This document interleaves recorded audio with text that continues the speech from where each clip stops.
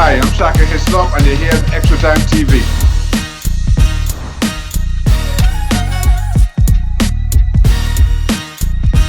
Ladies and gentlemen, welcome to a special edition of Extra Time TV. This is Andre Sooklal, and today we're going to speak about the crucial World Cup qualifiers in the CONCACAF region between Trinidad Tobago and Guyana. And I'm not alone today, folks. We have our regular man from Scotland, our buddy, James Baird. How are you today? I am very good and looking forward to this firework of a match coming up. And also, we have a very special guest today, the former Guyanese national coach and the current under-20 national coach, Mr. Wayne Dover. How are you today? I'm very well today, and I'm very pleased to be invited to this very important discussion to speak about Guyana and Trinidad upcoming game. Thank you so much for this opportunity. All right, so we'll head into it, folks. We'll definitely speak about that in one moment.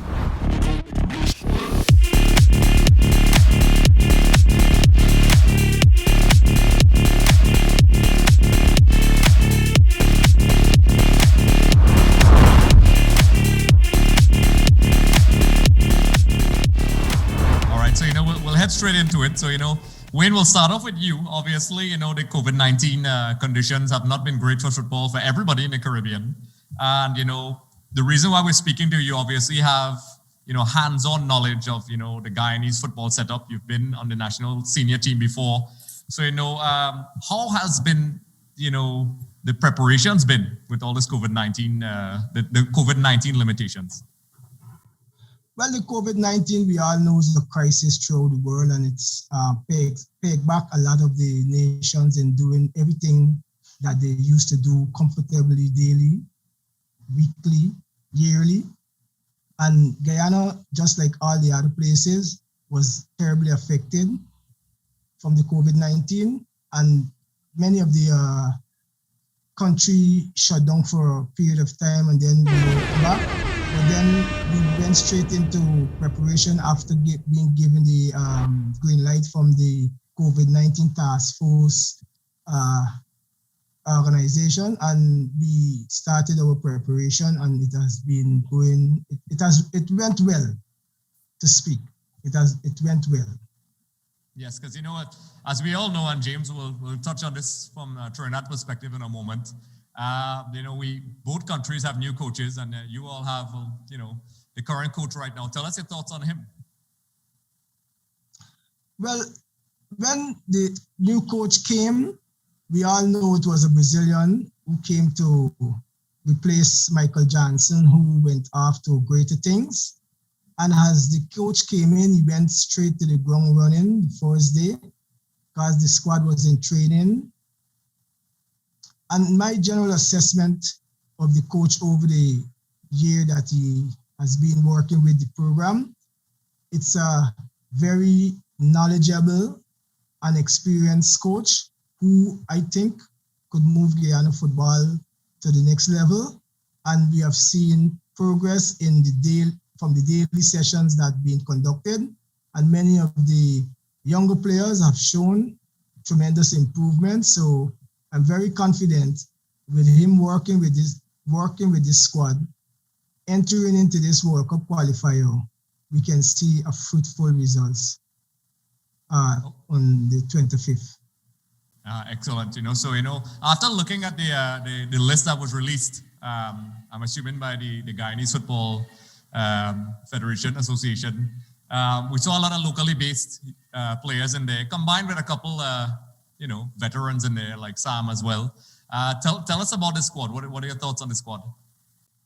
Well, the squad is a nice mixture of local, young, talented players and overseas-based and born foreign players who are the experience of the squad, who we expect to be the pillar of the squad and to help guide the younger players. So my assessment of the entire group of players is an assessment that I think they could gel well and give a good performance and get a good results.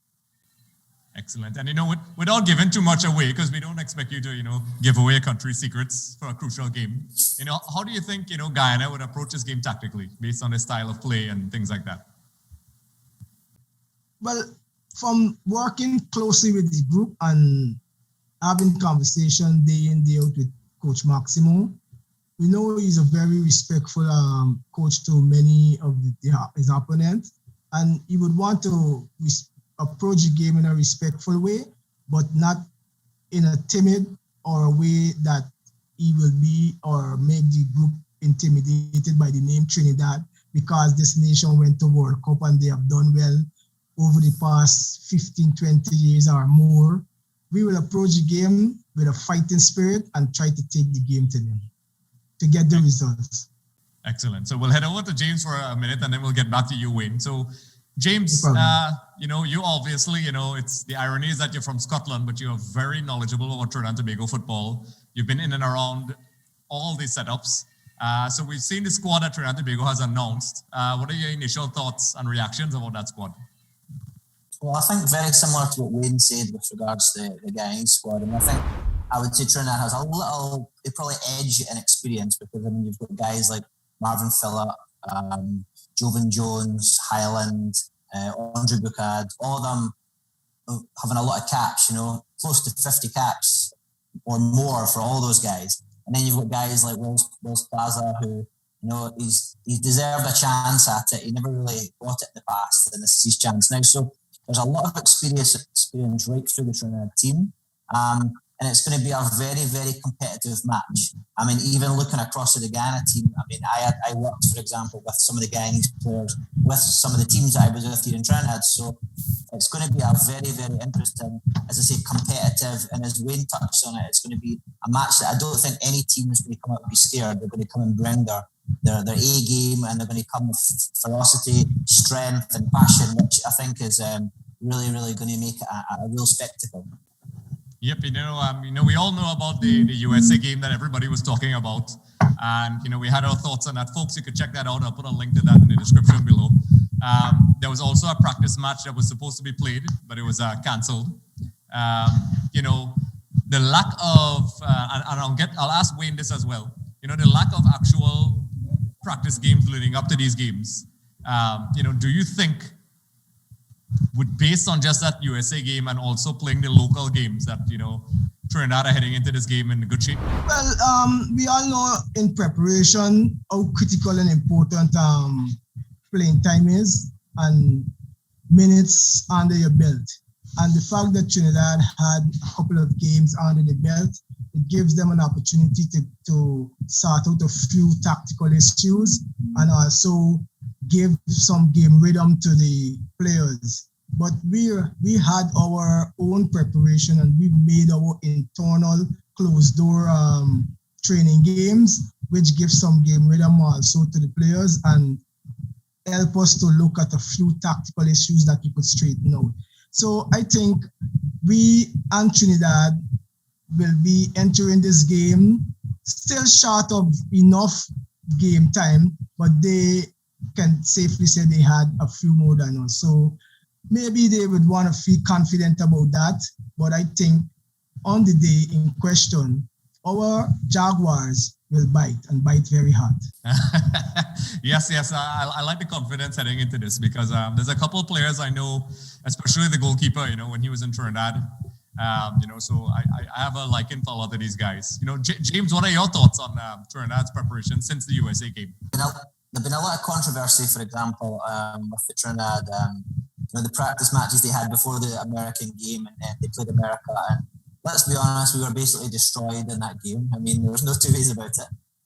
But then they seem to have went into camp. They seem to have called a lot of the more experienced players in and really started to prepare a little better. But they had that game against Tobago, I think, which again was one of these thrown together squads. So we can't really take too much from that. But I think the fact that they were able to bring back some of the experienced players to train here in Trinidad before they went to this game will benefit them. But let's be honest, they're probably going to, Terry's going to pick the big names, you're not going to bring back Jovan Jones, these guys back, Highland, without picking them.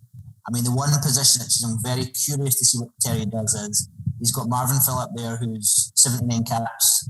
I think he was playing in India, but he's also brought Nicholas Frederick back from Norway. So who's going to be the number one? So I'm very curious to see that, especially from a goalkeeping point of view. And as you just touched on as well, I actually worked with Clarkey, who's the the Guyana goalkeeper. So from a goalkeeping point of view, it really excites me. You know, I have a lot of respect for Clark. He's a very good goalkeeper. So it'll be really, really interesting from that point of view. Yes, I remember him at Central FC, and he was very good. There's no mistaken, and he was there along with John Michael Williams and those guys for a little while. So I definitely saw him in person, and he's definitely a quality goalkeeper. James, and this is a very unusual time for Trinidad and Tobago, but leading up to this game, everybody was worried because we were not sure we were going to get our full squad. And then it was sorted out by the personnel in the normalization committee and the TTFA. So now that we have our full squad, do you think that Terry might be a little bit more relaxed heading into this game? I think he'll be quietly confident. I mean, although I am very impressed with the Guyana squad, I think when you look at the Trinidad squad, as I say, there's a little probably extra bit of experience there. So, I mean, and Terry has called that in for a reason because he played that game against America and the new boys, let's say, didn't really show up. So he's went back to a lot of the older names who we know, for example, your Abu Bakars and obviously we knew Battle would be there, Highlands back there. I'm very curious to see Daniel Phillips of Watford, which is a young guy, 20 years old, supposed to be a very talented player. And then you've even got guys like, as we know, Lobo made the squad. We talked about it the last time. So he's in there. Again, I think Willis Plaza will be a big player for Trinidad if he gets a nod. And then you've got Levi Garcia. So there's a lot of experience there, even although it's young, some of them, a lot of experienced young players. So it's just going to add to that cauldron of fire which the game's going to bring. And I think this game is really going to be a firecracker, and I'm really looking forward to it. So Wayne, this game is very crucial for both countries. Both countries have built a nice, healthy rivalry over the years. Does that motivate the current squad to really get one over on Trinidad and Tobago right now? Well, yes, the history of the game and the two teams speaks a lot, right? And we have, for instance, Charles Pollard as our assistant coach out there, and he can speak to the lads about the rivalry and the importance of fighting to the death, as we would say, to grind out or to get the results desired. So this game, by no stretch of any one imagination, we should think it will be a very easy game for any of the two teams. It's going to be a game where both teams have to fight for the victory. So I am very confident that our lads are very motivated by the coach, motivated by the circumstances, motivated by the rivalry to go there and fight to get the results. Excellent. This is turning out to be a very exciting. My paws are raising just thinking about this match because it's been a long time since any of us really have seen any competitive matches in our region in the CONCACAF zone. So this will be exciting for all three of us. So, I'm going to head into each team. So, Wayne, I'll start with you. In terms of key personnel for Guyana heading into this game, who are the key players you think that would be crucial for Guyana in this particular game? Well, just like how Akel Clark has dominated and showed a consistency throughout the CONCACAF Gold Cup, the Nation League, he has been out playing in Jamaica and he's back with the team. No, more than likely he's going to be the number one keeper. He's one of our key players who we expect to be performing well to help bring home the victory. There is a central midfielder, Keanu Marsh-Brown, who has been playing in the USAE, as well as one of the other key players, Emery Welchman, as well as the central defenders them. So I can point to many, many key players in the squad. And like I said before, the experience and overseas base and born players will be the pillar of the squad. So those names that I call, except for Akel Clark, will definitely form the pillar of our squad. So those are the key men that we expect to perform to help bring home this victory. Excellent. And James, who do you think will be the key performers for Trinidad and Tobago? Well, I think obviously Highland obviously has been a big player for Trinidad. I mean, some people say he's not hit the heights, but I think he plays in that kind of holding area role, and I think he's a big player for us. Obviously, he's been a captain in the past. Will he captain the squad? I mean, it looks so, but we don't know. I think he will be a big player. I mentioned Plaza. I think if he plays as the the target man. I think he will be a big player. And then you've got Levi Garcia and Jovan Jones. So I think those are the players, and obviously Sheldon Battle at the back. But I'm very curious to see, as I say, who will Terry pick as the goalkeeper. I mean, I think it's nice to hear Wayne saying Clarkey will most likely be the number one. So they had, in a sense, it's a little easier for them to pick. But Trinidad, I mean, we have four there. I mean, the only one I don't think will obviously be in contention is young Denzel Smith. I think he's there for experience. But Fonset, Frederick, and Philip, any one of the three could really play. But if I go in my head, I think the fact that Marvin Phillip has 79 caps, I think there's a reason why he's there for experience. Yep, that's definitely an interesting dilemma that Terry has. And also, just my personal 2 cents. I've always liked, I saw Andre Buku has returned to the team. He plays in England. It's when we were doing well under Stephen Hart, the combination of Andre and Highland in midfield, well, amongst others, was really important for us. And I think having these two guys in the midfield really helps the younger guys like Yannick and Jerome. And, I think they were brought in to add that stability and experience, which I guess both teams will have to rely on from their experienced players. So, Wayne, usually we talk about tactics and formations and so on. What is your best guess, without giving too much away, if that makes any sense, the formation that you think Guyana would go with? Would it be 4-3-3, 4-2-3-1? What do you think? Well, I definitely would not know exactly which formation they will use, but there's a mixture of a 4-4-2 or 4-3-3, and sometimes given the opponent and the current situation during the game, let me start first with the opponent. Sometimes the coach approach it differently from 4-4-2. Sometimes during the course of the game, they switch to a 4-3-3, and we train for all these various system and tactical approach to the game. So I don't know exactly which one you will be approaching the game with on match day. Of course. I love that answer. It's very diplomatic. Of course, you don't want to sell out. You don't want to give away too much with your country. So I can understand that. I can understand that very well. So James, what do you think about Trinidad and Tobago? I mean, it's hard to really reference Terry Fenwick because we've only seen one game, at least official game. So what do you think? Well, I echo obviously Wayne's sentiments there. I mean, it depends a lot of the time how the other team set up, how the opposition set up, how you're going to set your team up. But we know Terry really has favoured this 4-3-3. I think he now has the personnel to do it. So we will see if he goes with that now. I mean, as I say, I always come back to if I was coach, I think we have the players there more to go with the 4-2-3-1. But I think Terry will go with the 4-3-3 this time. There's a reason why he's chose, for example, somebody like Plaza there as your target man, with the quicker players to play off him. So I think that will be a 4-3-3 from Terry Fenwick.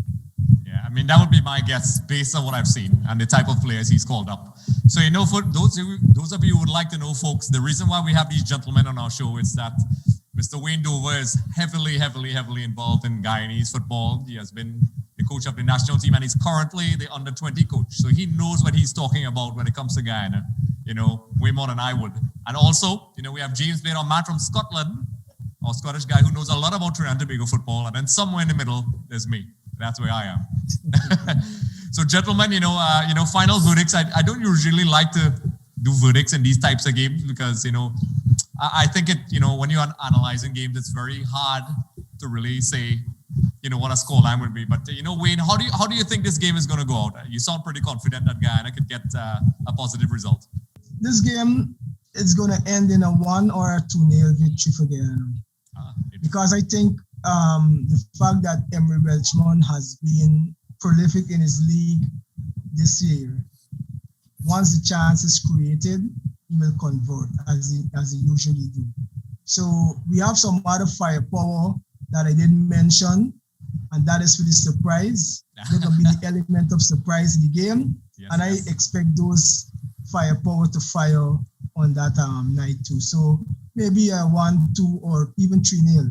Because we know Trinidad a little wobble at this point in time, and we want to capitalize on the little wobble and try to come out on top for the first time in probably the last 5 years or more. Because the last time we have beaten Trinidad is in the World Cup qualifier where we knocked them out 2-1 at Providence Stadium. So we will ride heavily on that on that victory, as well as the Gold Cup, we came away with a 1-1 draw. So that was the most recent positive results we get against Trinidad, and we want to build on that.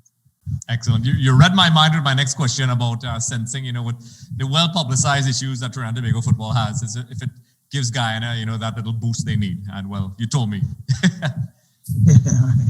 And James, so what do you think? Trinidad Tobago, what about Trinidad Tobago's chances? Well, I think it's time that Trinidad have to come out. I mean, there's been so much negativity around it, as we know, that this team have to step up now. And I don't want to say rescue Terry, but a bad result here or there could really mean, a lot for this team. So, but I think with the experience we have, I think the team's knuckled down and trained well. I think it'll be a 2-1 to Trinidad and Tobago. I know Wayne's probably grinning there and saying, nah, but I think there's enough there just to edge you over. But it's going to be very close. I think this Guyana team is very talented. And if you look at the previous games, like that 1-1 result from a few years ago, to be honest, Guyana were the better team then. So Trinidad is really going to have to come out and leave everything on the field. Yeah, correct. And if I had to do a guess, I can't say I'm neutral because I'm from Trinidad and Tobago, but I'm trying to be as neutral and logical as possible. I actually think based on all the factors that both of you guys mentioned, it's going to be, I think it's going to be a very tight game, and I think Trinidad is definitely in for a challenge with Guyana. So Wayne, we are definitely aware of how of Guyana as a threat. So it's really going to be an exciting game. I said that about 3 times because I think both teams are very good in quality. I know we know some of the guys that you guys have, and Guyana is definitely improving. And congratulations to you guys down there for such a good job on developing your football. And I'm sure we can discuss it a little further after these qualifiers about the development in Guyana and things like that. Yes, no doubt. It's a pleasure to be here to inform the public about our chances in this game and to have a frank discussion about the football in general.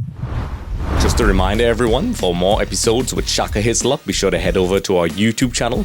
Also, don't forget to subscribe for more updates, interviews, and content.